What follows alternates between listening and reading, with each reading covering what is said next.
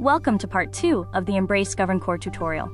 Following on from part 1's setup and configuration, we now move into the admin console, focusing on governance, compliance, and security within the platform.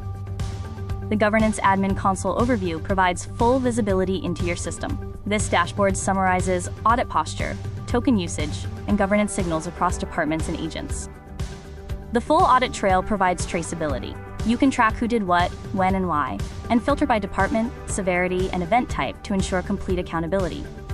Reasoning monitoring lets you inspect captured reasoning traces, tool plans, policy checks, and red flags. This detailed view helps in understanding and mitigating potential issues. Gain full visibility of token usage to analyze usage, costs, and concentration by model and department. This feature helps in optimizing resource allocation and budgeting.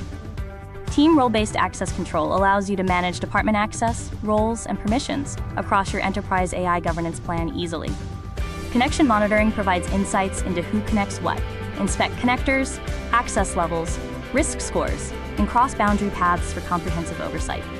Flagging and monitoring detects potential rogue agents, policy bypass attempts, and risky cross-boundary connections. Take action directly from the control panel to maintain security.